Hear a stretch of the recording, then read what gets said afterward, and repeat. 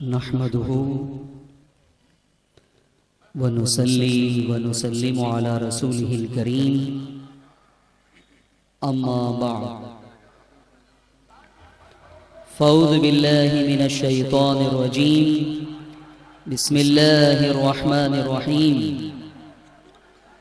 क़ुल ला अस्अलुकुम अलैहि अजरा इल्लल मवद्दता फ़िल क़ुरबा वक़ाल इन्नमा युरीदुल्लाहु लियुज़हिबा अन्कुमुर रिज्सा अहलल बैति व युतहिरकुम तत्हीरा। सदक़ल्लाहुल अलीयुल अज़ीम व बल्लगना रसूलुहुन नबियुल अमीनुल करीम व नहनु अला ज़ालिका लमिनश शाहिदीन वश्शाकिरीन वल्हम्दुलिल्लाहि रब्बिल आलमीन। क़ाल नबी सल्लल्लाहु अलैहि वसल्लम हुसैन मिन्नी व अना मिन हुसैन। सदक़ रसूलुल्लाह सल्लल्लाहु अलैहि वसल्लम। बुलंद आवाज़ से दुरूद पाक पढ़ें। अल्लाहुम्मा सल्लि अला सय्यिदिना व मौलाना मुहम्मदिन मादिनिल जूदि वल करम व अला आलिहि व अस्हाबिहि व बारिक व सल्लिम सलातन व सलामन अलैका या सय्यदी या रसूलल्लाह। एक दफा और पूरा मजमा मिलकर दुरूद पाक पढ़े। अल्लाहुम्मा सल्लि अला सय्यिदिना व मौलाना मुहम्मदिन मादिनिल जूदि वल करम व अला आलिहि व अस्हाबिहि व बारिक व सल्लिम सलातन व सलामन अलैका या सय्यदी या रसूलल्लाह। अज़ीज़ान गिरामी, आज ये अजीम मजमा देखकर आशिकाने मुस्तफ़ा और आशिकाने हुसैन का ये ठाठे मारता हुआ समुंदर देखकर मैं बेपनाह खुशी और मसरत महसूस कर रहा हूँ। सुभान अल्लाह। मैं मुबारकबाद पेश करना चाहूँगा अपने उन नौजवानों की खिदमत में जिन्होंने आज का ये अजीम इज्तिमा और जलसा मुनक़िद किया। परवरदिगार हमारे उन तमाम अहबाब को और जिन लोगों ने इस बज़्म को सजाने में किसी भी तरह का ताउन किया है, सबको दुनिया और आखिरत में अच्छा सिला अता फरमाए। ये अजीम मजमा इस बात की गम्माज़ी कर रहा है कि इमाम हुसैन के चाहने वालों की तादाद में कोई कमी नहीं आई है। इमाम हुसैन अगर अपने नाना जान के दीन की खातिर अपनी जान दे सकते हैं तो आशिकान हुसैन अपना वक्त तो दे सकते हैं। मेरे अजीजों और मेरे दोस्तों, आज मैं रिवायती अंदाज की तकरीर नहीं करना चाहूँगा। मैं बहुत ही अहम मौजू पर गुफ्तगू करना चाहूँगा, लेकिन मेरी आपसे गुजारिश है कि इमाम हुसैन की मोहब्बत में आप आखिर तक बैठेंगे, इसका वादा करेंगे। बैठेंगे सब लोग इंशाअल्लाह, आखिर तक बैठेंगे। और मैंने जो कहा कि रिवायती अंदाज की गुफ्तगू आज मैं नहीं करना चाहता। वाक़यात करबला आप सुनते रहते हैं, बचपन से आप सुन रहे हैं, और हाल ये है कि अगर मैं भी वाक़यात करबला बयान करूं तो जो वाक़या मैं शुरू करूं उसका एंड, उसका आखिर आप खुद समझ लेंगे। ये है या नहीं? इसलिए आज जो है वो वाक़या करबला मैं आपको नहीं सुनाना चाहूंगा। आज इमाम हुसैन रज़ी अल्लाह ताला अन्हु की ज़ात पर एतराज़ किया जा रहा है। ये इंसानों की बदबख्ती है कि वो नबी के नवासे के भी खिलाफ हो जाते हैं, बदतमीजी शुरू कर देते हैं, गुस्ताखी शुरू कर देते हैं, तौहीन करना शुरू कर देते हैं। और माज़अल्लाह इस हद तक लोग पहुंच गए कि इमाम हुसैन के खिलाफ बाकायदा किताब भी लिखी गई। आपको मालूम होना चाहिए कि एक शख्स था, उसका नाम था महमूद अब्बासी। क्या नाम था? तकरीबन 35-40 साल का अरसा हो गया। उसने एक किताब लिखी थी खिलाफत मुआविया व यजीद, और उसमें माज़अल्लाह उसने ये कोशिश की थी ये साबित करने की कि इमाम हुसैन खाती हैं, खतावार, हक पर यजीद था, इमाम बातिल पर थे, इमाम ने अमीरुल मोमिनीन के खिलाफ बगावत की, खुरूज किया, वो गुनाहगार हुए। यहां तक कहा उसने कि इमाम हुसैन की फजीलत में जितनी हदीसें हैं वो सब मनगढ़ंत हैं, बेबुनियाद हैं। और अब उलमाए किराम ने उसी जमाने में उसका रद्द किया, वो फितना सर्द हो गया। लेकिन फिर एक और शख्स बंबई की सरजमीन से खड़ा हुआ जो नाम निहाद इस्लाम का मुबल्लिग बना फिरता है, और उसका नाम है डॉक्टर जाकिर नाइक, जो बिल्कुल जाहिल अनपढ़ है, ना अरबी जानता है और ना उर्दू जानता है, किताबों के नाम भी सही नहीं ले पाता, शख्सियतों के नाम भी सही नहीं ले पाता। उसका हाल यह है कि वो अब उसी नजरिए की तबलीग कर रहा है और उसकी जो है वो इशाअत कर रहा है। मैं जाकिर नाइक का नाम कभी नहीं लेता, लेकिन आप जानते हैं कि मीडिया पर आने की बुनियाद पर लोग ये समझने लगे, दुनिया ये समझने लगी है कि ये इस्लाम का नुमाइंदा और तर्जुमान है, इसलिए इस बाब में वो जो कुछ कह रहा है वो भी सही होगा। और उसने यहां तक यह हरकत की कि बंबई के और पाकिस्तान वगैरह के प्रोग्राम में यजीद को अमीरुल मोमिनीन भी कहा, रहमहुल्लाह भी कहा। तो ये एक तबका है जो यजीद को माज़अल्लाह नेक, मुत्तकी, परहेजगार, जन्नती, अमीरुल मोमिनीन साबित करने की कोशिश कर रहा है। इसलिए आज मुहर्रम का मौका है, आशूरे का मौका है, इमाम हुसैन की शहादत मौजू बनी रहती है, हर मुकर्रिर इसी को मौजू बनाता है। मैं ये चाहता हूं कि आप अपने इमाम का दिफा, डिफेंस कैसे करेंगे ये सिखा दूं आपको। इसके लिए मैंने कहा कि आप आखिर तक बैठेंगे इंशाअल्लाह। फिर एक दफा हाथ उठाएं, सब बैठेंगे। मेरे अजीजों, मेरे दोस्तों,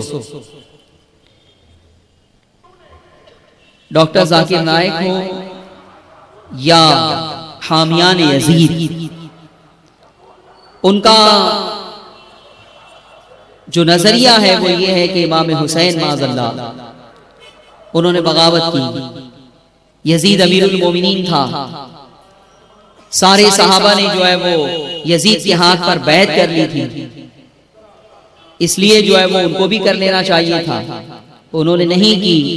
और इस तरह से उन्होंने उम्मत में फितना फैलाया। इस हद तक लोग कह रहे हैं और लिख रहे हैं। इसलिए आपको मालूम होना चाहिए कि इमाम हुसैन की अज़मत कुरान और सुन्नत से किस तरह से जो है वो साबित की जा सकती है। मेरे अजीजों, मेरे दोस्तों, अल्लाह का शुक्र है कि हम सब हुसैनी हैं या नहीं? इमाम हुसैन की मोहब्बत आपके दिल में है या नहीं? मुबारक हो तुम्हें कि ये मोहब्बत तुम्हें जन्नत में ले जाएगी। आपने हुसैन से मोहब्बत की, ये इस बात की अलामत है कि आपने अल्लाह से मोहब्बत की, और यही मोहब्बत हुसैन की, मुस्तफा की और खुदा की तुम्हें जन्नत का मुस्तहिक बना देगी। और ये मैं अपनी तरफ से नहीं कह रहा हूं, ये हदीस में बयान किया गया, बुखारी में है, मुस्लिम में है, हदीस की दीगर किताबों में है। और बड़े अफसोस की बात है कि जाकिर नाइक अपने आप को अहले हदीस कहते हैं, बल्कि अहले हदीस नहीं, अब तो उन्होंने ये कहना शुरू कर दिया है कि मैं अहले सही हदीस हूं। सिर्फ अहले हदीस नहीं, अहले सही हदीस हूं।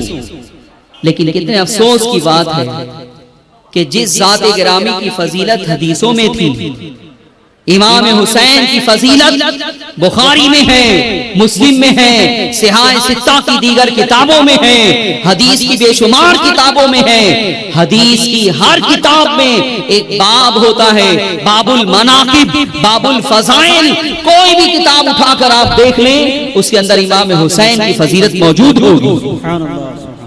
मैं आपको बताऊंगा। लेकिन आप अपने आप को अहले हदीस कहते हैं, तो उन हदीसों को क्यों छोड़ देते इमाम हुसैन के सिलसिले में? यजीद की हिमायत क्या हदीस की बुनियाद पर तुम कर रहे हो? कौन सी हदीस है यजीद की फजीलत में? अरे यजीद तो पैदा भी नहीं हुआ था रसूलुल्लाह के जमाने में, उसकी फजीलत हदीस में कहां से आ गई? मैं आपको वो भी बताऊंगा जो बुखारी की हदीस पेश की जाती है कि हुजूर ने फरमाया था कि जो कुछ दुनिया पर पहला लश्कर हमलावर होगा, उसमें जितने लोग शरीक होंगे सब जन्नती हैं, मकबूर हैं। अब वो ये कहते हैं कि वो जो लश्कर था, वो जो फौज की भीड़ थी, उसमें यजीद भी था, इसलिए वो उस हदीस का मुस्तहिक हो गया। और इस तरह से डायरेक्ट नहीं तो इनडायरेक्ट यजीद के हामी, यजीद की जो है वो वकालत कर रहे हैं। मेरे अजीजों और मेरे दोस्तों, उसका जवाब मैं आखिर में दूंगा, लेकिन मैं यहां दोस्ताना पैराए में ऐसे लोगों से कहूंगा कि बेशुमार हदीसें हैं इमाम हुसैन की फजीलत में, उसे क्यों नजरअंदाज कर दिया गया? याद रखें, इमाम हुसैन और यजीद का मामला या ये जो मुकद्दमा है, ये जो केस है, इसकी वकालत दोनों तरफ से हो रही है। लेकिन जो लोग यजीद की हिमायत कर रहे हैं, अपने आप को अहले हदीस बोल रहे हैं, वो इस सिलसिले में तारीख का हवाला देते हैं, हदीसों का नहीं, तारीख का हवाला देते हैं। और मैंने एक किताब लिखी है, इसका नाम ही है इमाम हुसैन और यजीद बारगाह रिसालत में। इसमें मैंने डॉक्टर जाकिर नाइक को और गैर मुकल्लिदीन को, जो अपने आप को अहले हदीस कहते हैं, यही चैलेंज किया है कि इमाम हुसैन हक पर है या यजीद हक पर है। ये बात जानने के लिए तारीख की किताबों का मुताला करने की कोई जरूरत नहीं है। हर जुज़, हर पॉइंट खुद हदीस मुस्तफा से साबित हो जाता है। और फिर मैंने जो है वो हदीसें पेश की है कि कौन सी ऐसी बात है, कौन सा ऐसा पहलू है जो हदीस मुस्तफा से साबित ना होता हो। सारी चीजें हुजूर अलैहिस्सलाम ने खोल खोल के बयान कर दी। मेरे अजीजों और मेरे दोस्तों, कुरान में इमाम हुसैन की फजीलत है। आप कहेंगे कुरान में कैसे है? तो कुरान की दो आयतें मैंने खुतबा मसूना में पढ़ी है।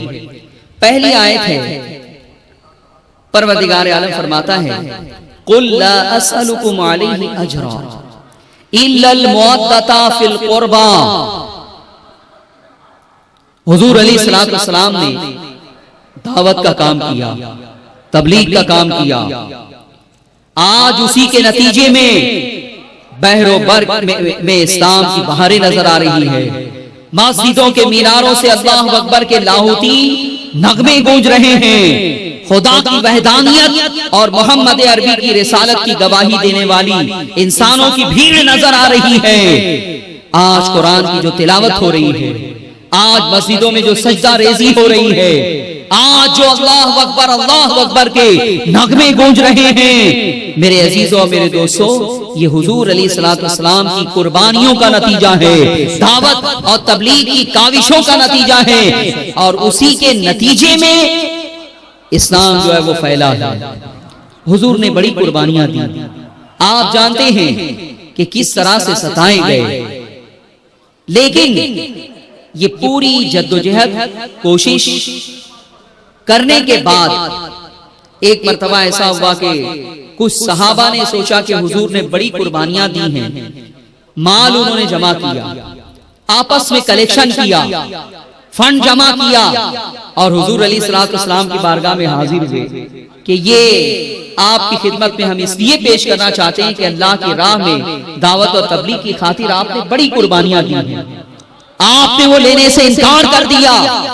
और फिर आयत मुबारका नाजिल हुई, परवरदिगार आलम ने फरमाया कुल ला अस्सलुकुम अलैहि अजरा, ऐ सहाबा सुनो, परवरदिगार आलम नाजिल फरमा रहा है कुरान कि आप कह दीजिए, ऐ मेरे महबूब आप फरमा दें कि ऐ लोगों, मैंने ये जो दावत का काम किया है, मैंने जो तबलीग का काम किया है, इस पर दुनिया में मैं तुमसे कोई सवाल नहीं करता, मैं तुमसे कोई अजर नहीं मांगता। हाँ, मेरी दावत मेरी तबलीग का अगर तुम्हारे दिल में एहसास है तो सिर्फ इतना करना, इल्लल मुअत्तता फिल कुर्बा, कि मेरी जो कराबत के लोग हैं, मेरे जो रिश्तेदार हैं, इनसे मोहब्बत करना, मोहब्बत करना। दावत का, तबलीग का जो काम किया आपने, जो कुर्बानी पेश की, उसके सिले में अल्लाह उसके रसूल की तरफ से कोई मुतालबा नहीं है। कलमा पढ़ा लेने की बुनियाद पर कोई मुतालबा रसूलुल्लाह ने नहीं किया, सिर्फ ये कहा कि मेरे जो कराबतदार है ना, रिश्तेदार, इनकी मोहब्बत में हमेशा मुब्तला रहना। मेरे अजीजों और मेरे दोस्तों, अब बताओ इमाम हुसैन रसूलुल्लाह के नवासे हैं या नहीं? रसूलुल्लाह के खानदान के हैं या नहीं? रसूल अकरम सल्लल्लाहु अलैहि वसल्लम ने उनकी नाज़बरदारी की या नहीं? उन्हें खिलाया या नहीं? अपने दोष मुबारक पर सवार किया या नहीं? ये सारी चीजें तारीख की किताबों में नहीं है। इब्ने असीर ने बयान की हो, इब्ने कसीर ने बयान की हो, इब्ने जरीर ने बयान की हो, ऐसा नहीं है। ये सारी तफसीलात हदीस की किताबों में मौजूद है, हदीस की किताबों में मौजूद है। फिर बताओ, ये जो आयत पाक है, इसकी बुनियाद पर इमाम हुसैन से मोहब्बत करना पूरी उम्मत का काम है या नहीं? और आप मुझे एक बात बताएं कि जिससे इंसान को मोहब्बत होती है, अगर उसका कोई मुखालिफ हो जाए, दुश्मन, तो आप उससे मोहब्बत करेंगे? अरे जोर से बोलो, करेंगे? क्यों नहीं करेंगे? मिसाल के तौर पर आपने किसी शेख के हाथ में हाथ दे दिया, किसी को अपना पीर और मुर्शिद जो है वो मान लिया, उसकी अकीदत में आप गिरफ्तार हो गए। अब अगर कोई आपके पीर को बुरा भला कहे तो आप उससे रिश्ता नाता रखेंगे? नहीं। याद रखो कि यजीद भी इमाम हुसैन से बग़्ज़, हसद, अदावत रखने वाला था। मैं आगे हवाले जात पेश करूंगा कि वो कैसा दुश्मन था इमाम हुसैन का, कैसी अदावत थी। और वो ये चाहता था कि इमाम हुसैन उसकी खिलाफत और उसके तख्त ताज की राह में हाइल ना हो, अगर हो तो इनका खात्मा कर दिया जाए। ये उसकी प्लानिंग थी कि जो भी मेरी मुखालफत करेगा मैं उसका खात्मा कर दूंगा। अब इस आयत मुबारका की बुनियाद पर आप बताएं कि कोई यजीद से मोहब्बत कर सकता है साहिब ईमान? अरे बोलो। और दूसरी आयत मुबारका है, इन्नमा युरीदुल्लाहु लियुज़हिबा अन्कुमुर रिज्सा अहलल बैत व युतहिरकुम तत्हीरा। परवरदिगार आलम ने फरमाया कि बेशक अल्लाह ये चाहता है कि नबी के घर वालों तुमसे हर नापाकी दूर फरमा दे और तुम्हें पाक करके खूब सुथरा कर दे। इसमें अहले बैत का लफ्ज इस्तेमाल किया गया है कि अल्लाह का इरादा ये है, अल्लाह चाहता ये है कि जो अहले बैत हैं उन्हें खूब पाक, साफ और सुथरा कर दे। अब बताइए ये पाकी से क्या मुराद है? क्या पेशाब, पाखाना, खून, लीद, गोबर, ये सारी चीजें इससे अल्लाह ताला पाक करना चाहता है? अरे ये तो हम जैसे गुनाहगार भी गुस्ल करके नहा धो के इससे पाक हो जाते हैं। अल्लाह ताला अहले बैत को किस गंदगी से पाक करना चाहता है? वो गंदगी कौन सी गंदगी हो सकती है? वो अखलाक की गंदगी हो सकती है, वो किरदार की गंदगी हो सकती है, वो मिजाज की गंदगी हो सकती है, वो फिक्र की गलाजत हो सकती है। एक इंसान के अंदर जितनी बशरी खामियां हो सकती थी उनका जिक्र जो है वो यहाँ पे किया गया है कि अल्लाह ताला उन तमाम कमजोरियों से तुम्हें पाक कर देना चाहता है। और इस आयत मुबारका से कुछ मुफस्सिरीन ने फरमाया कि अज़वाज मुतहरात हैं, नबी अकरम सल्लल्लाहु अलैहि वसल्लम की बीवियां, वो तो हैं, उसके साथ साथ हजरत फातिमा भी हैं, हजरत अली भी हैं, इमाम हसन भी हैं, इमाम हुसैन भी हैं, ये सब हैं। तिरमिजी की रिवायत है, इमाम तिरमिजी ये हदीस लाए हैं कि जब यह आयत मुबारका नाजिल हुई तो हुजूर हजरत उम्मे सलमा के घर में थे। कहां थे? हजरत उम्मे सलमा के घर। आयत मुबारका नाजिल हुई तो आपने फौरन हजरत फातिमा को बुलाया, हजरत इमाम हसन को बुलाया, हजरत इमाम हुसैन को बुलाया, हजरत अली को बुलाया और इन लोगों के ऊपर एक चादर डाल दी और चादर डाल के फिर फरमाया कि अल्लाह तूने आयत नाज़िल की कि मेरे अहले बैत तो तू पाक और साफ कर देगा, तो ये है मेरे अहले बैत, अब इनको तू पाक और साफ कर दे। नारे तकबीर, नारे तकबीर, नारे रिसालत, मुजाहिदे सुन्नियत। तो यहां रिज्स से मुराद ये जाहिरी गंदगी नहीं है। अरे इससे पाक करने की बात परवरदिगार आलम कैसे कर सकता है? मैंने कहा कि हम जैसे गुनाहगार लोग गुस्ल करके नहा धो के तमाम गंदगियों से पाक हो जाते हैं, आखिर किस रिज्स से परवरदिगार आलम पाक करना चाहता है? अब बताओ, इक्तिदार और हुक्मरानी की जो मोहब्बत है ये भी एक बुराई है, ये भी एक बुराई है। क्या इमाम हुसैन उससे भी पाक नहीं कर दिए गए? अरे बोलो, जब परवरदिगार आलम ने हर गंदगी से पाक कर दिया, हर नजासत से पाक कर दिया, हर गलाजत से पाक कर दिया, हर रिज्स से पाक कर दिया, तो क्या इक्तिदार हासिल करने की गंदगी आपके दिल में बाकी रह सकती है?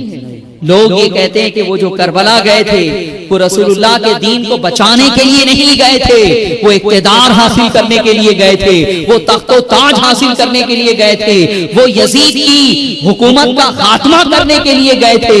नहीं मेरे अजीजों और मेरे दोस्तों, लफ्जों का यहाँ पे खेल खेला गया है।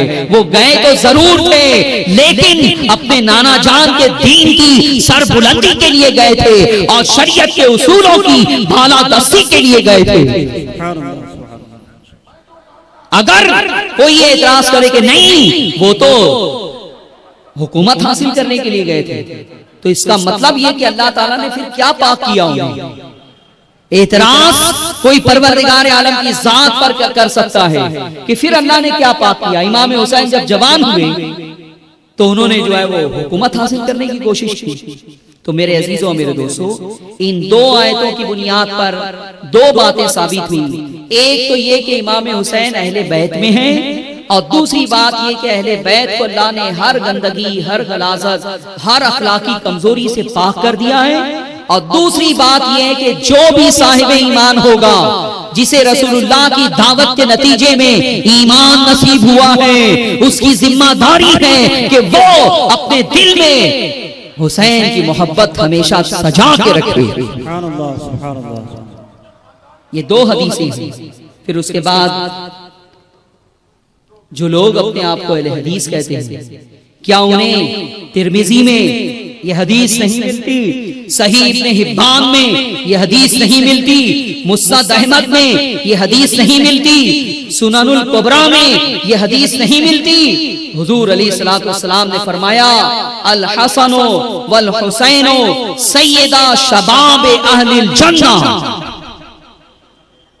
क्या फरमाया कि बेशक हसन और हुसैन जन्नती नौजवानों के सरदार हैं। जोर से कहिए सुभान अल्लाह। अरे अपने इमाम की फजीलत सुन के ज़ौक़ व शौक़ से सुभान अल्लाह कहना।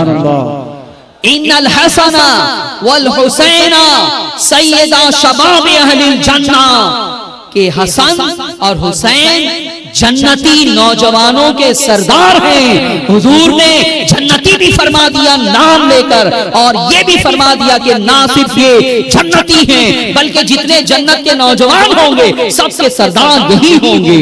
सुभान अल्लाह, सुभान अल्लाह, सबके सरदार यही होंगे। इससे एक नुक्ता ये भी समझ में आया कि जो दुनिया जन्नत में हमारा सरदार है, वो दुनिया में अगर हो तो वही दुनिया में भी हमारा सरदार हो। वो दुनिया में भी हमारा, उसके होते हुए दूसरे को सरदार बनने की कोशिश ही नहीं करनी चाहिए। लेकिन मेरे अजीजों और मेरे दोस्तों, लोग इस हदीस को नजरअंदाज करते हैं, अपने आप को अहले हदीस कहते हैं। उसके बाद ये हदीस इमाम हुसैन की और इमाम हसन की मोहब्बत क्या मकाम रखती है, क्या मर्तबा रखती है, इसका सिला क्या मिलेगा, ये भी बयान कर दिया गया। इस हदीस को तिरमिजी में बयान किया गया कि हुजूर अलैहिस्सलातु वस्सलाम ने एक मौके पर फरमाया, अल्लाहुम्मा इन्नी उहिब्बुहुमा, ऐ अल्लाह मैं इन दोनों बच्चों से मोहब्बत करता हूं, हसन और हुसैन से। क्या फरमाया?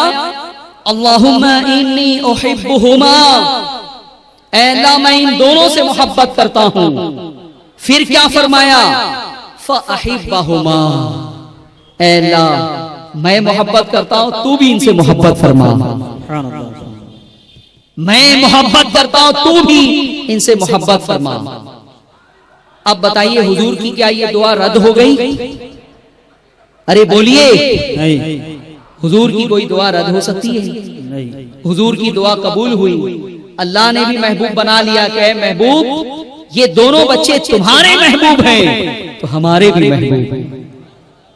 अल्लाहुम्मा इन्नी उहिब्बुहुमा, ऐ अल्लाह मैं इन दोनों से मोहब्बत करता हूँ। फ़अहिब्बहुमा, पस तू इन दोनों से तू भी मोहब्बत फरमा। फिर बात खत्म नहीं कर दी। उसके बाद आका अलैहिस्सलातु वस्सलाम ने फरमाया, वअहिब्बा मैं युहिब्बुहुमा, कि अल्लाह मेरा जो उम्मती हसन और हुसैन से मोहब्बत करे तू उससे भी मोहब्बत फरमा। नारे तकबीर, नारे तकबीर, नारे रिसालत, मुजाहिदे सुन्नियत, जिक्रे शोहदाए करबला। ये तिरमिजी का शुमार सिहाए सित्ता में है, इसमें ये हदीस मौजूद है। हुजूर अलैहिस्सलातु वस्सलाम फरमा रहे हैं कि अल्लाह मैं इन दोनों से मोहब्बत करता हूँ, तू भी मोहब्बत फरमा। और फरमाया कि जो इन दोनों से मोहब्बत करे तू उससे भी मोहब्बत फरमा। पता ये चला, मालूम ये हुआ कि रसूलुल्लाह ये चाहते थे कि मेरी उम्मत का हर फर्द हसन और हुसैन से मोहब्बत करे। इसीलिए ये बेशारत दे दी कि ऐ अहले ईमान, ऐ मेरी उम्मत के अफराद सुन लो, तुम अगर हुसैन से मोहब्बत करोगे तो मेरी दुआ के नतीजे में अल्लाह तुमसे मोहब्बत करेगा। सुभान अल्लाह, सुभान अल्लाह। हुसैन की मोहब्बत अल्लाह का महबूब बनने का जरिया है। और उसके बाद सुभान अल्लाह एक और हदीस मैं आपको सुना दूं, इमाम बुखारी ने इसे बयान की। फिर उसके बाद तिरमिजी में यह हदीस मौजूद है, मुस्नद अबी आला में मौजूद है, इसी तरह से हदीस की दीगर किताबों में यह मौजूद है। मैं हदीस के अल्फाज पढ़ के हदीस की किताबों से सुनाता, लेकिन वक्त कम है, हदीसें बहुत बयान करनी है, इसलिए मैं आपको जो है वो जुबानी सुना रहा हूँ, सिर्फ रेफरेंस दे रहा हूँ। और आप इस किताब का मुताला करें, इसके अंदर सारी बातें सिर्फ हदीस पाक की बुनियाद पे की गई है। एक मरतबा इराक से एक शख्स आया और उसने अब्दुल्लाह इब्ने उमर रज़ी अल्लाह ताला अन्हु से, हजरत उमर के साहबजादे से पूछा कि एहराम की हालत में अगर कोई मक्खी को मार दे या मच्छर को मार दे तो उसके बारे में क्या हुक्म है, क्या हुक्म है? कि बुखारी की रिवायत है।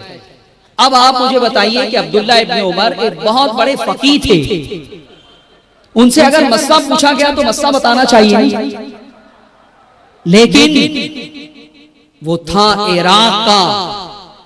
कूफा जहां पे इमाम हुसैन को शहीद किया गया वो इराक में है। इराक एक मुल्क है, कूफा उसका एक शहर है। आपको मालूम था कि ये इराकी है तो मसला नहीं बताया, बल्कि कहा कि तुम इराकी, तुम्हारा हाल ये है कि तुम मच्छर और मक्खी की बात करते हो कि कोई अगर उसे मार दे तो क्या हुक्म है। तुम्हारा हाल तो ये है कि तुमने रसूलुल्लाह के नवासे को शहीद कर दिया, उनका खून बहा दिया। और मच्छर के खून बहाने की बात करते हो, मक्खी के खून बहाने की बात करते हो। तुमने रसूलुल्लाह के नवासे को शहीद कर दिया, उनका खून बहा दिया और अहले बैत अतहार की जड़ें काट दी, अहले बैत अतहार को शहीद कर दिया, उनका खून बहा दिया। मच्छर और मक्खी के खून की बात करते हो तुम। उसके बाद फरमाया कि मैंने रसूलुल्लाह सल्लल्लाहु अलैहि वसल्लम से सुना, समय तो रसूलुल्लाह सल्लल्लाहु अलैहि वसल्लम यक़ूल इन्नल हसना वल हुसैना हुमा रैहाना ताया मिना दुनिया, कि मैंने रसूलुल्लाह से सुना है कि हुजूर ने फरमाया कि हसन और हुसैन ये दुनिया में मेरे दो फूल हैं। ये दुनिया में दो मेरे फूल हैं। ये फूल क्यों फरमाया? फूल क्यों फरमाया? ये सिर्फ लफ्जों से काम नहीं लिया गया। हुजूर ने सिर्फ फूल, हम तो ऐसे हैं आमन्ना व सद्दक़ना, कि हुजूर ने जो फरमा दिया हम उसको सुनते हैं, ईमान लाते हैं। लेकिन क्या सिर्फ अल्फाज इस्तेमाल किए गए? नहीं। हुजूर अलैहिस्सलातु वस्सलाम कहा लिए कि उन्हें फूल करार दिया हसन और हुसैन को, और फिर फूल की तरह सूंघते थे। बच्चे जब आते थे तो अपनी नाक लगाकर हुजूर अलैहिस्सलातु वस्सलाम सूंघा करते थे। ये क्यों फरमाया, जरा आप गौर करें। हसन और हुसैन को फूल क्यों करार दिया गया? मेरे अजीजों और मेरे दोस्तों, जो फूल होता है उससे प्यार किया जाता है या नफरत की जाती है? अरे बोलो, प्यार किया जाता है। कोई है जो नफरत करता हो फूल से? फूल के साथ सख्ती की जाती है या नरमी के साथ, लजाजत के साथ उसके वजूद को संभाला जाता है? क्या किया जाता है बताइए? ये दुनिया का फूल अगर तुम्हारे हाथों में आ जाए तो तुम उससे सूंघते हो, उससे इस्तिफादा करते हो, उसके साथ प्यार का मामला करते हो, मोहब्बत का मामला करते हो। मेरे अजीजों और मेरे दोस्तों, हुजूर अलैहिस्सलातु वस्सलाम ने, उनकी निगाहें देख रही थी कि मेरी ये उम्मत कलमा पढ़ने वाले लोग यही हुसैन को शहीद करेंगे, यही हुसैन की गर्दन काटेंगे, यही हुसैन की लाश को रौंदेंगे। वो सब कुछ देख रही थी। एक इशारा दे दिया कि अगर तुम मेरे वफादार हो तो सुनो, ये मेरे फूल हैं, इनके साथ फूल जैसा ही मामला करना।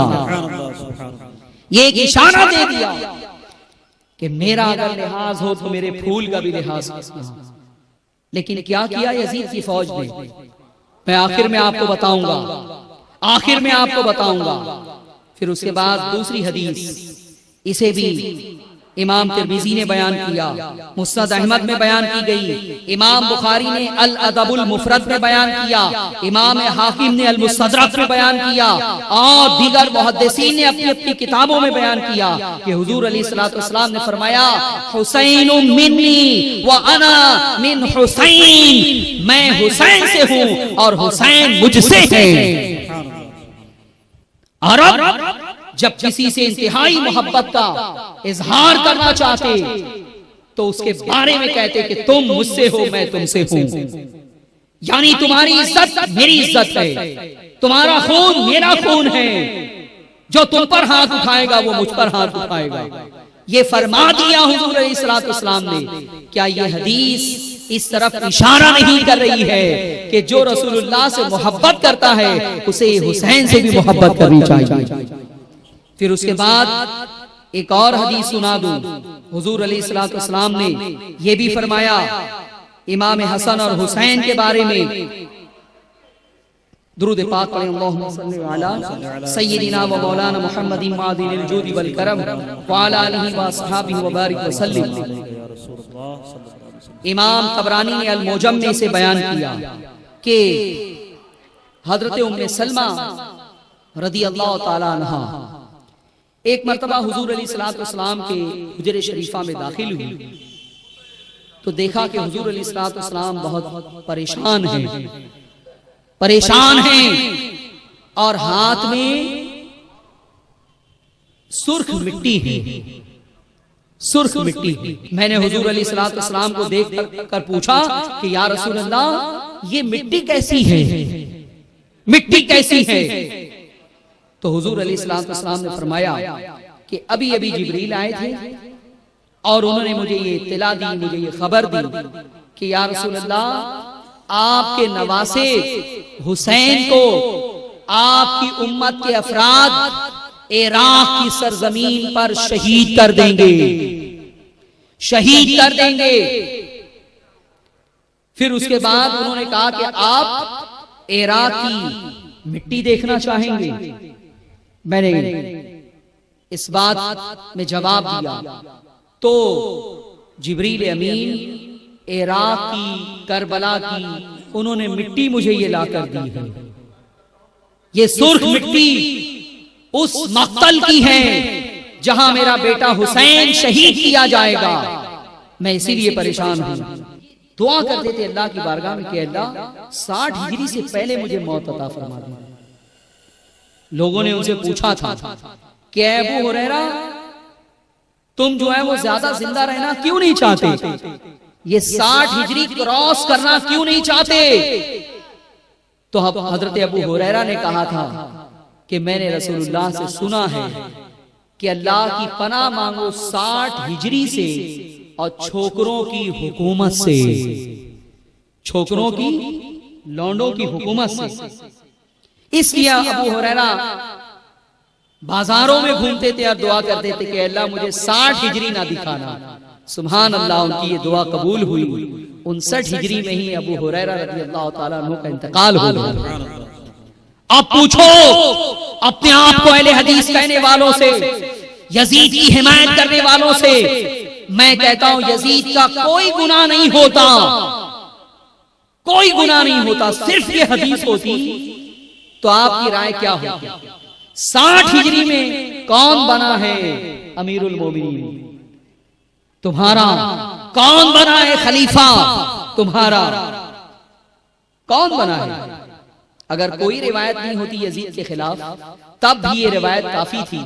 एक इशारा हुजूर ने दे दिया था कि 60 हिजरी में फितने और फसाद पैदा होंगे, छोकरों की हुकूमत होगी, बड़ों की जिल्लत होगी, उनकी तौहीन और तजलील की जाएगी। मेरे अजीजों और मेरे दोस्तों, अबू हुरैरा दुआ भी किया करते थे। इस हदीस से क्या साबित हुआ? यजीद अच्छा आदमी था या बुरा? इस हदीस की बुनियाद पर। फिर मेरे अजीजों और मेरे दोस्तों, अब आखिरी बात मैं आपके सामने अर्ज कर दूं कि ये जाकिर नायक ने भी कहा है कि यजीद जन्नत जाएगा, यजीद जन्नत जाएगा। क्यों जन्नत जाएगा? तो उसने कहा कि वो हदीस में है कि जो कुसुनतुनिया पे पहला हमला करेगा वो उसके अंदर जो भी शरीक होगा वो सब जन्नत जाएंगे। तो वो उसमें शामिल था। सबसे पहली बात तो मैं आपको बता दूं कि वो हदीस क्या है, उसका मफहूम क्या है, और अपने आप को अहले हदीस कहने वाले किस तरह से धोखा देते हैं। ये किताब ये बुखारी में है। क़ाल नबी सल्लल्लाहु अलैहि वसल्लम अव्वलु जैशिम मिन उम्मती यग़ज़ूना मदीनत क़ैसर मग़फ़ूरुल लहुम, मग़फ़ूरुल लहुम। ये हदीस के अल्फाज हैं। तर्जुमा ये है कि कैसर के शहर पर मेरी उम्मत का पहला लश्कर जो हमला करेगा उसमें जो लोग शामिल होंगे मग़फ़ूरुल लहुम, उनके लिए मग़फ़िरत है। क्या है? मग़फ़िरत है। जन्नत उन्नत की बात नहीं की गई है। ये कन्फर्म बिशारत नहीं है। कन्फर्म बिशारत के अल्फाज अलग होते हैं, मैं आपको बताऊंगा। मग़फ़ूर कहा गया है कि वो बख्शे हुए होंगे, उनके गुनाह माफ कर दिए जाएंगे। अब वो ये कहते हैं कि उसमें ये भी था यजीद, तो इसलिए वो मग़फ़ूर हो गया।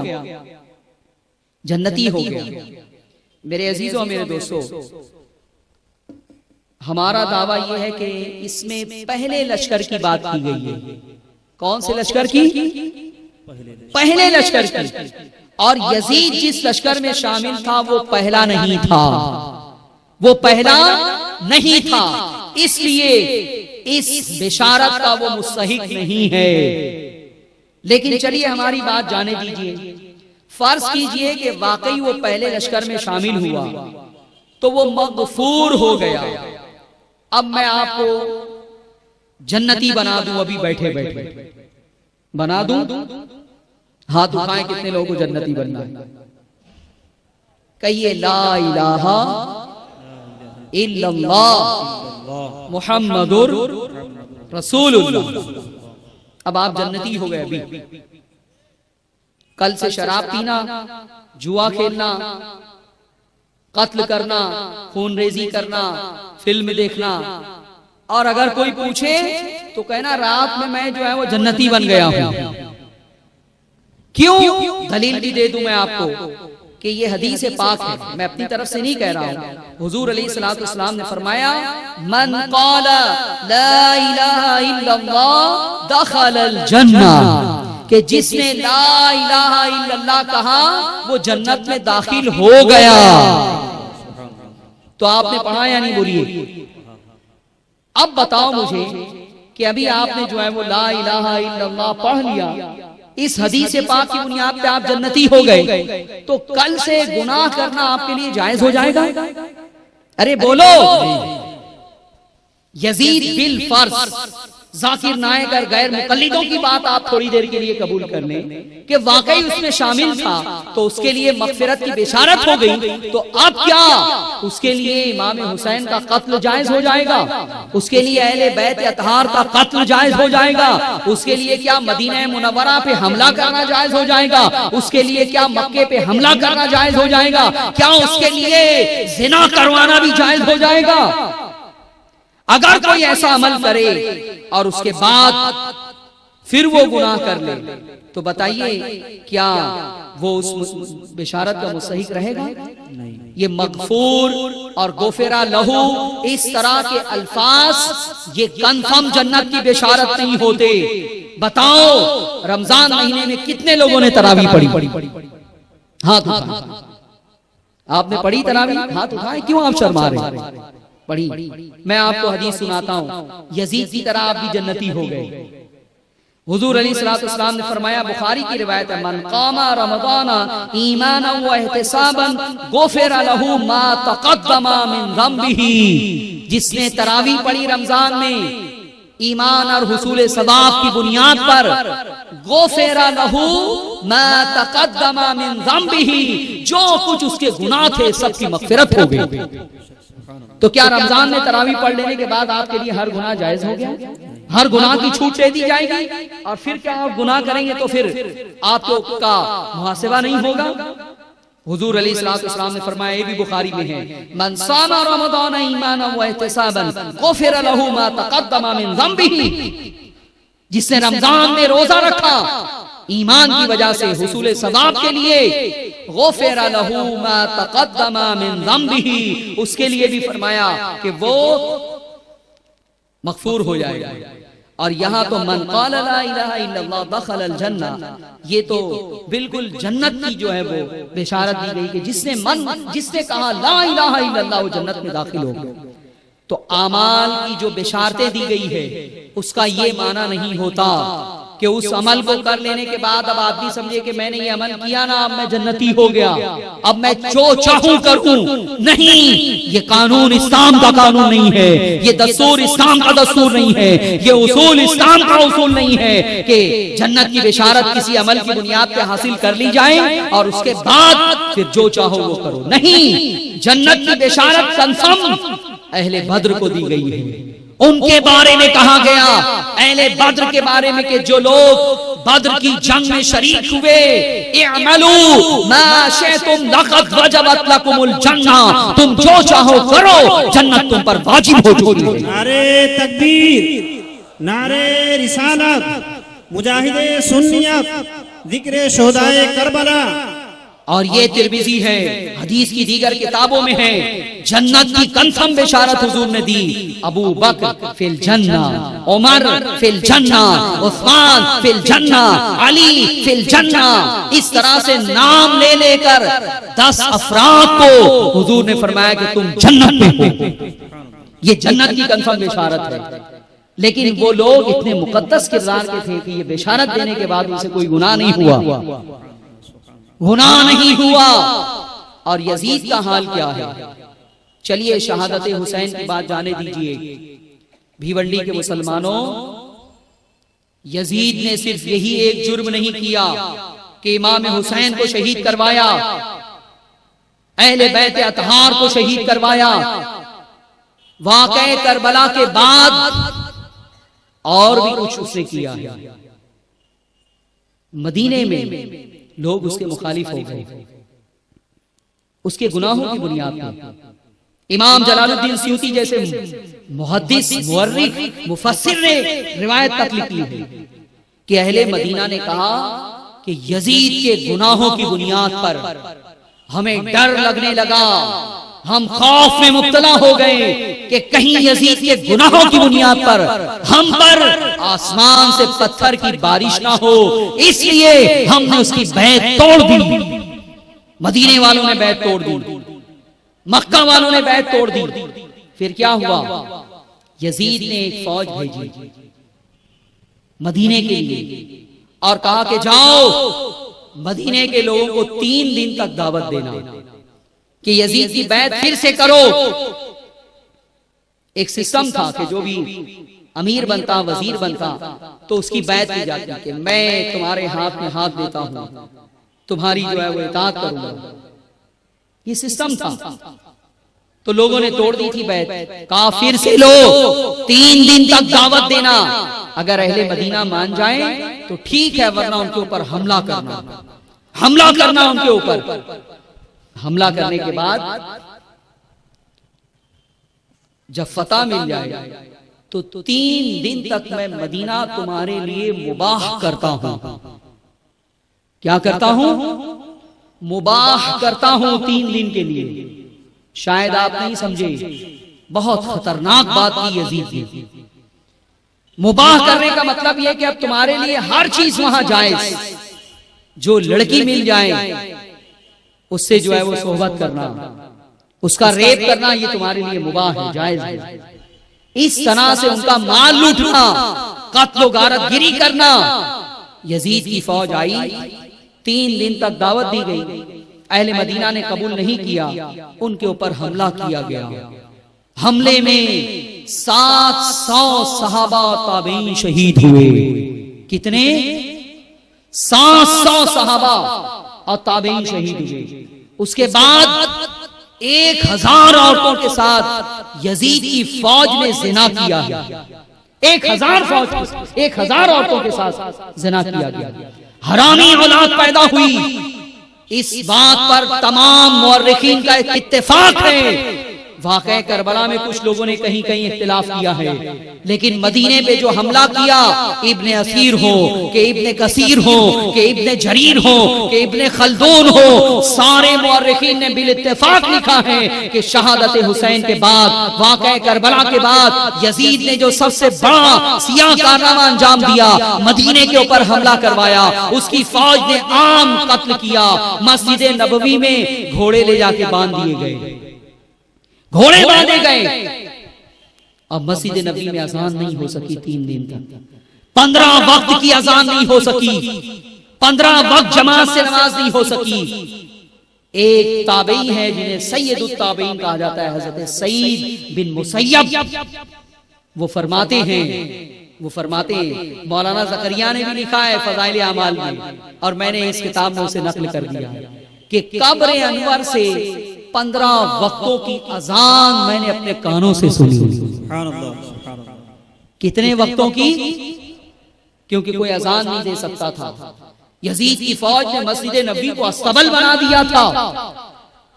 पेशाब कर रहे थे घोड़े, लीक कर रहे थे घोड़े, नापाक कर रहे थे मस्जिद नबी को, जहां रसूल अकरम सल्लल्लाहु अलैहि वसल्लम ने सजदे किए थे। यजीद की फौज वहां पे गंदगी कर रही थी, नजासत फैला रही थी। बताओ जो अमीरुल मोमिनीन होगा उसकी फौज कहीं जाए तो नमाज तर्क कर सकती है? बताओ तुम्हारा विजदान क्या कहता है? अगर कोई शख्स अमीरुल मोमिनीन हो वाकई, तो क्या उसकी फौज मस्जिद नबी की हुर्मत को इस तरह से पामाल कर सकती है? क्या मस्जिद नबी में घोड़े बांधे जा सकते हैं? नहीं। मेरे अजीजों, मेरे दोस्तों, कब्रिस्तान में अगर एक कुत्ता चला जाए तो आज एक गुनाहगार मुसलमान उसे देख लेता है तो कांप जाता है कि किस तरह से कब्रिस्तान से इस कुत्ते को मैं बाहर निकालूं। बताओ तुम्हारे दिलों की कैफियत है या नहीं? और वहां हाल ये था कि 15 वक्तों के लिए मस्जिद नबी गोया मुअत्तल हो चुकी, ना नमाज हुई, ना अज़ान हुई। सईद बिन मुसय्यब रज़ी अल्लाह ताला अन्हु गवाही देते कि मैंने 15 वक्तों की अज़ान कब्र नबवी से सुनी है। उसके बाद मेरे अजीजों और मेरे दोस्तों, ये सब मदीने में हुआ।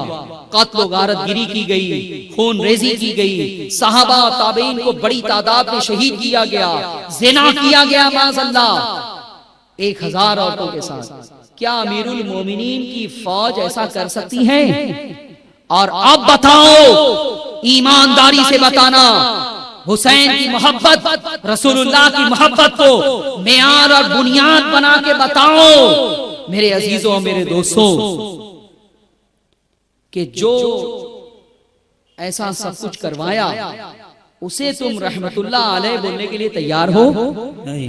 अरे बोलो, नहीं। अमीरुल मोमिनीन कहने के लिए तैयार हो? नहीं। क्यों नहीं तुम मुनाजरा करते?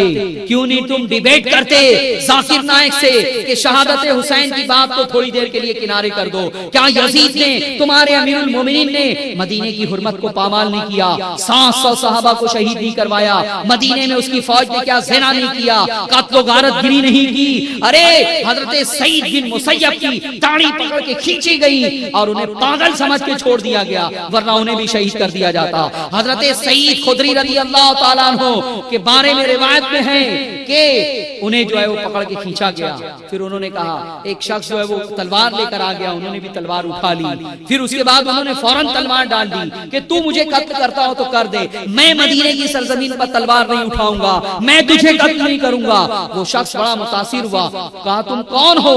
कहा, मैं सईद खुदरी हूँ। कहा, रसूलुल्लाह के सहाबी हो? कहा, हाँ। तो फिर छोड़ दिया, चला गया, दूसरों के पीछे लग गया। लेकिन मेरे अजीजों और मेरे दोस्तों, ये सब कुछ यजीद की फौज ने किया। मदीने के बाद यजीद की फौज ने मक्के का रुख किया। वहां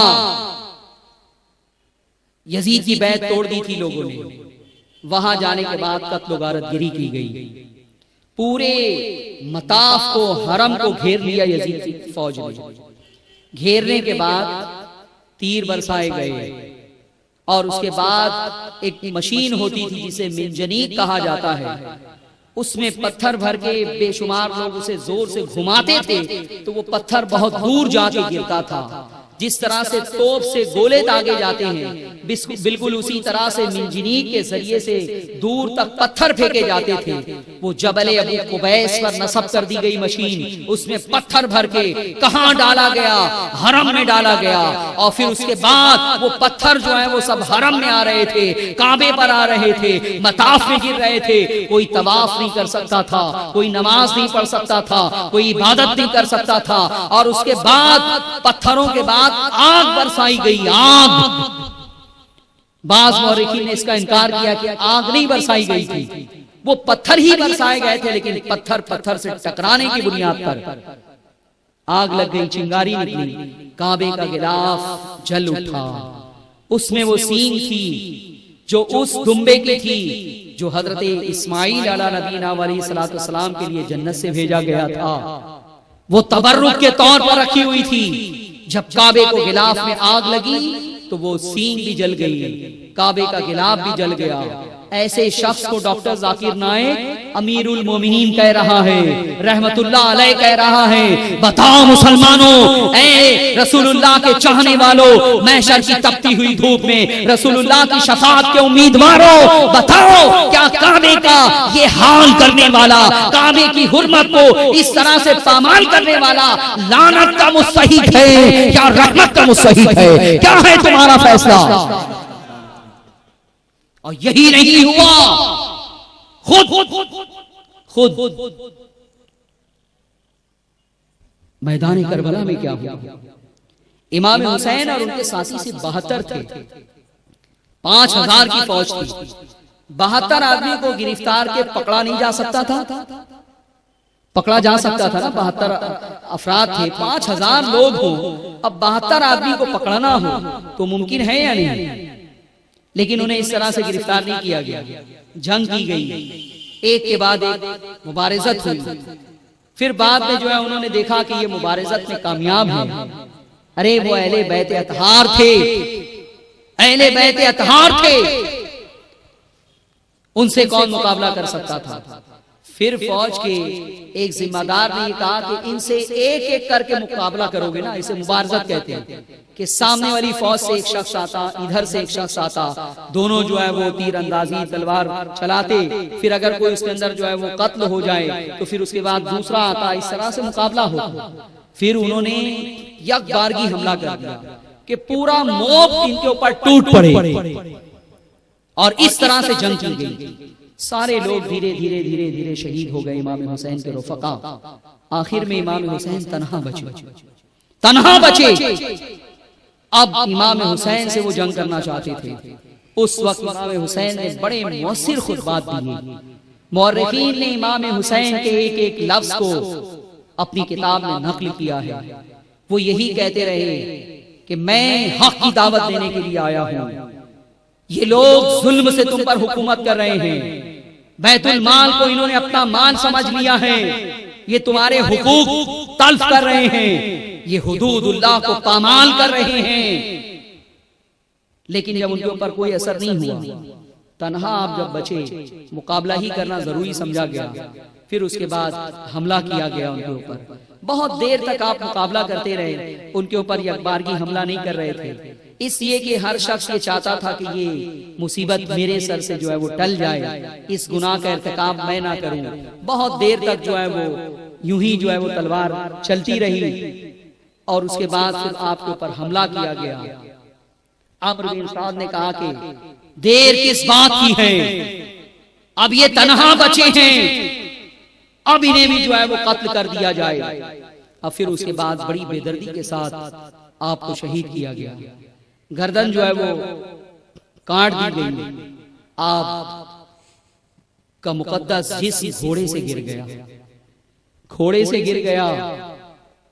और जब गिरा है तो उसके बाद हुक्म ये दिया था इब्ने जियाद ने कि उनकी लाश को घोड़ों से जो है वो रौंदा जाए।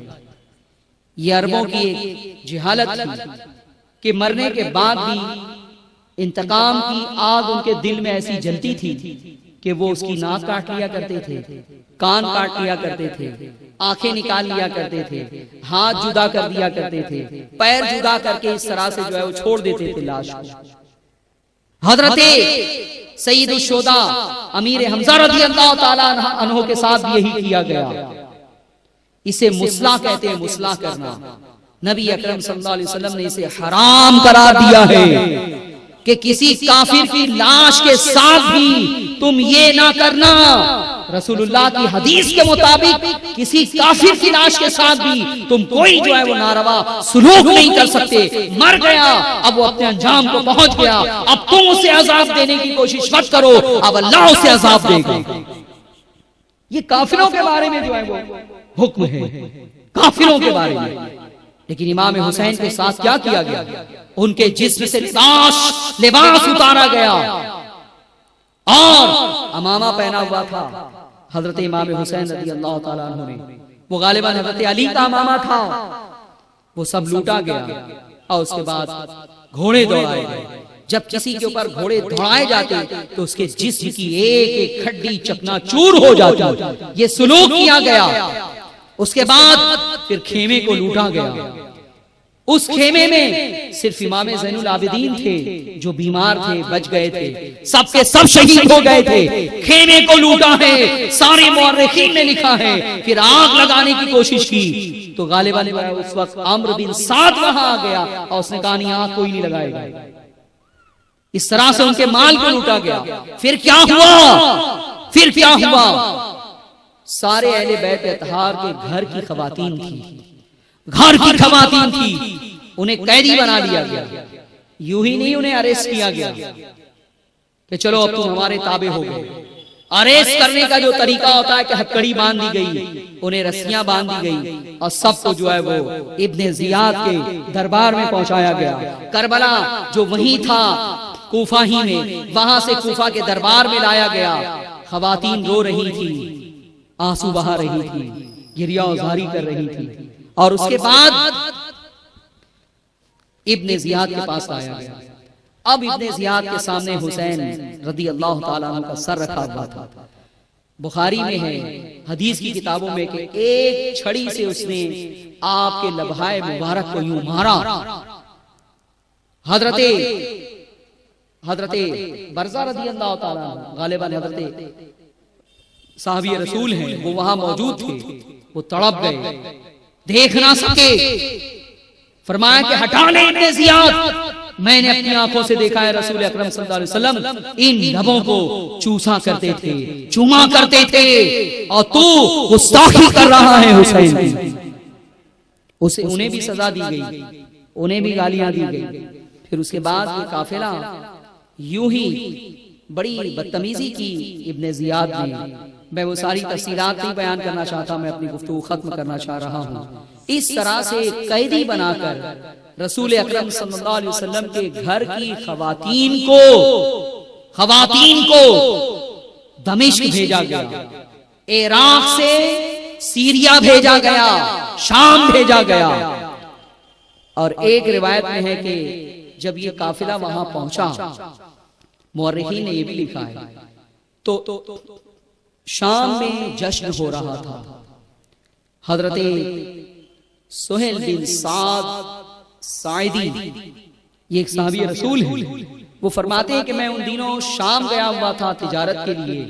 मैंने देखा कि शाम के बाजार सजाए जा रहे हैं, दमिश्क का बाजार जो है वो सजाया जा रहा है, ढोल और ताशे बजाए जा रहे हैं। मैंने पूछा कि ये जश्न क्यों है?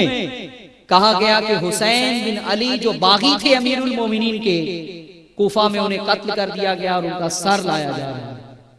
हजरते सुहेल बिन साद साइदी तड़प गए, आंखों में आंसू आ गए कि हुसैन को कत्ल कर दिया गया। कहा कि किस दरवाजे से वो आने वाला है, शहर की किस फसील से वो काफिला दाखिल होने वाला है। लोगों ने बता दिया कि बाबू सा से आ रहा है। दौड़े दौड़े गए, देखा कि एक काफिला है, लूटा पिटा, खवातीन हैं रस्सियों से जकड़ी हुई, और 72 सर हैं, बांस के जरिए उन्हें बांध दिया गया है। अब वो 72 सर की कतार लगा के काफिला जो है वो चल रहा है। जब इमाम हुसैन का चेहरा देखा हजरत सुहेल बिन साद साइदी ने, आंखों से आंसू आ गए, आंखों से आंसू उबल पड़े। फिर उसके बाद काफिले वालों को देखा कि कुछ खवातीन हैं जो सबसे पहले घोड़े पर खातून थी, हजरत ज़ैनब। आप उनके पास गए और कहा कि मेरे लायक अगर कोई काम हो तो बताइए। हजरत ज़ैनब ने कहा कि मजलूमियत के इस आलम में, मुसाफिरत के इस आलम में कोई हमारी मदद करने के लिए तैयार नहीं है। तुम हमारी मदद क्यों करना चाहते हो? तुम कौन हो? कहा कि मैं आपके नाना जान का सहाबी सुहेल हूं। जब हजरत ज़ैनब ने ये सुना तो फरमाया कि ये जो सर के तार है, लोग देखने के लिए भीड़ लगाते हैं, जमा होते हैं, उनकी निगाहें हमारे वजूद पर पड़ती हैं, इस तरह से बेपर्दगी हो रही है। अगर तुम हमारी कोई खिदमत करना चाहते हो तो मैं आपसे गुजारिश करती हूँ कि इन सरों को हमसे कुछ आगे करवा दें। आपने 400 दिरहम यजीद के जो कारिंदे थे उनको दिया और कहा कि इन खवातीन से इन सर की कतार को आगे कर दिया जाए। उन्होंने पैसा ले लिया तो आगे कर दिया और इस तरह से बेपर्दगी से बच गई। एक वाकया और भी बड़ा दर्दनाक है, वो भी आखिर में सुना दूं कि वही शाम का बाजार था, दमिश्क का बाजार था। ये लुटा पिटा काफिला कूफा से चला आ रहा था। एक बुढ़िया थी, वो अपने मकान से देख रही थी कि कोई काफिला है, 72 सर हैं जो बांस में बांध दिए गए और आगे लेकर चल रहे हैं। उनके पीछे खवातीन हैं। तो उन्हें कुछ याद आ गया, अपने घर में गई। घर में जाने के बाद कुछ खाने का सामान, कुछ जरूरियात की चीजें जमा की और जल्दी जल्दी उस काफिले में पहुंच गई। हजरत ज़ैनब के पास पहुंची। अब वो चीजें पेश की। उसके बाद हजरत ज़ैनब ने फिर यही पूछा कि मजलूमियत के इस आलम में कोई हमारी मदद करने के लिए तैयार नहीं है, कोई हमारा पुरसाने हाल नहीं है, अल्लाह की रहमतों के सिवा कोई हमारा मददगार नहीं है। ऐ बुढ़िया, तू हमारी मदद क्यों कर रही है? तो उसने कहा कि मैं हजरत फातिमतुज़ ज़हरा की खादिमा हूं। मैं एक जमाने तक हजरत फातिमतुज़ ज़हरा की खिदमत करती रही। जब उनका मरज़ुल मौत आया, आखिरी वक्त आया, तो हजरत फातिमा ने मुझे एक वसीयत की थी कि अगर मुसाफिरों का तुझे लुटा पिटा कोई काफिला जिंदगी में मिल जाए तो उनकी मदद कर देना। जिंदगी गुजर गई, आज तक कोई लुटा पिटा काफिला मुझे ना मिल सका। ये मेरी जिंदगी का आखिरी पहला इत्तेफाक है। जिंदगी के आखिरी अय्याम में मैंने देखा कि एक लुटा पिटा काफिला है। तो हजरत फातिमतुज़ ज़हरा की वसीयत याद आ गई और तुम्हारे लिए कुछ लेकर हाजिर हो गई हूँ। और फिर कहने लगी बुढ़िया कि जब मैं वहां से रुखसत हुई थी उनके विसाल के बाद, तो उनकी नन्ही बेटी थी ज़ैनब, मुझे नहीं मालूम कि वो किस हाल में है। तुम मुसाफिर हो, मेरे लिए दुआ कर दो कि मुझे ज़ैनब की जियारत नसीब हो जाए। दिल बेचैन है, दिल बेकरार है, ज़ैनब की जियारत नसीब हो जाए। जब हजरत ज़ैनब ने ये सुना कि ये मेरी वालिदा की खादिमा हैं और इन्हें वसीयत दी गई थी, तो कहा है बुढ़िया सुन ले, तेरी दुआ कबूल हो गई और फातिमा की शहजादी मैं ही हूँ। ये लुटा पिटा काफिला ये हमारा ही काफिला है, हमारा ही काफिला। ये देख फातिमतुज़ ज़हरा की घर की शहजादियों का हाल क्या है। कैदी बना ली गई हैं, उनके बेटे हुसैन शहीद कर दिए गए हैं। इसलिए भिवंडी के मुसलमानों, आज की ये नशिस्त इसलिए नहीं रखी गई कि हम किसी की मुखालफत करें, किसी की मुखालफत पे तकरीर करें। नहीं, आज की ये नशिस्त, आज का ये इज्तिमा, आज का ये जलसा इसलिए रखा गया है कि हुसैन की मोहब्बत तुम्हारे दिलों से निकालने की कोशिश की जा रही है। कोई हुसैन को गुनाहगार कह रहा है, कोई हुसैन को बातिल पर कह रहा है, कोई ये कह रहा है कि हुसैन की फजीलत में जितनी हदीसें वारिद हुई हैं ये सब मनगढ़ंत और बेबुनियाद है। नहीं नहीं, सुन लो, हुसैन की जिस मोहब्बत में तुम जी रहे हो, खुदा की कसम यही मोहब्बत तुम्हें जन्नत में ले जाने का सबब बनेगी, जन्नत में ले जाने का सबब बनेगी। तुम हुसैन से मोहब्बत करोगे, बुखारी में है, मुस्लिम में है। अरे हुसैन कौन है? उनके बाप अली, वो फातेह खैबर है, वो मौला है। मन कुन्तु मौला फ़अलियुन मौला। ये भी हदीस है कि जिसका मैं मौला हूं, सरकार ने फरमाया अली भी उसके मौला है। उनकी वालिदा कौन है?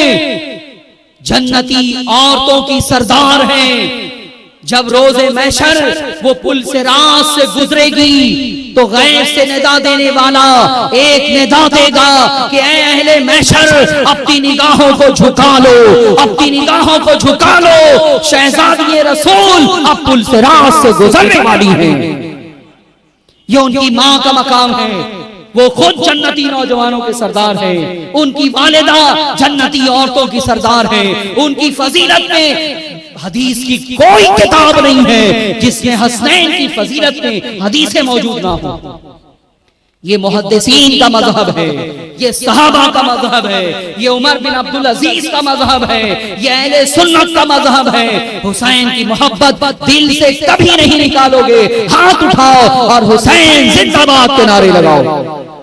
नारे तकबीर, नारे रिसालत, उलमाए सुन्नत, जिक्रे शोहदाए करबला, जिक्रे शोहदाए करबला, इमाम हुसैन, इमाम हुसैन, नारे तकबीर। और सुन लो, और सुन लो, एक चैलेंज मैं कर रहा हूं डॉक्टर जाकिर नाइक को कि हुसैन के गुलामों को तुम मुर्दा ना समझ लेना, बेगैरत ना समझ लेना, सोता हुआ समझ लेना।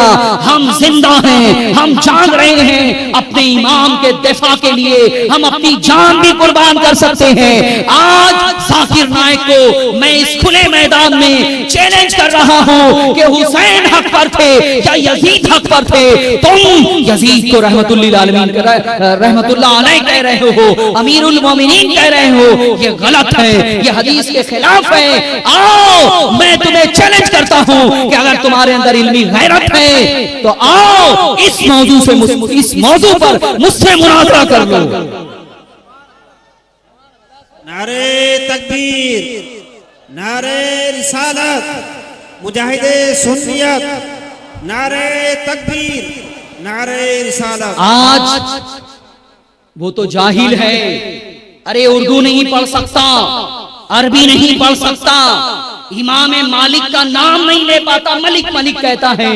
वो आएगा जाएगा वाली उर्दू वाला जाकिर नाइक वो क्या मुनाजरा करेगा?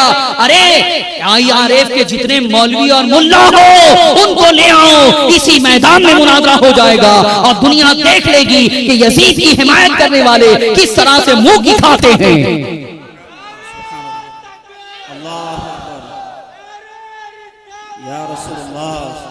आप सब लोग इसकी हिमायत करते हैं। ये चैलेंज इसलिए किया गया कि कोई एहसास कमतरी का शिकार ना हो। जाकिर नाइक को हम राइटिंग में भी भिजवाएंगे, राइटिंग में भी भिजवाएंगे तहरीरी शक्ल में कि आओ मुनाजरा कर लो, तुमने चैलेंज किया था पहले, फिर भागे भागे फिर रहे हो। बंबई में चाहो तो बंबई में और भिवंडी में चाहो तो भिवंडी में। भिवंडी में अगर मुनाजरा हो तो सारी जिम्मेदारी हम उठाने के लिए तैयार हैं, लेकिन वो कभी नहीं आएगा। उसे पता है कि उसके पास कुरान और सुन्नत से कोई मवाद नहीं है, कोई दलील नहीं है। कुरान और सुन्नत से दलाइल तो हमारे पास है। इस किताब का कोई जवाब दे दे IRF का मौलवी, इस किताब का कोई जवाब दे दे, हर बात को हदीस से साबित कर दिया गया है, कोई इसका जवाब नहीं दे सकता है। इंशाअल्लाह IRF के सारे फितनों के सद्दे बाप के लिए MUF मुस्लिम यूनिटी फाउंडेशन हमने बना दी है। भिवंडी के मुसलमानों तुम हाथ उठा के वादा करो कि हम MUF का साथ देने के लिए तैयार हैं इंशाअल्लाह। अल्लाह ताला हम सबको दीन और सुन्नियत का इखलास के साथ काम करने की तौफीक अता फरमाए। वमा अलैना इल्लल बलाग।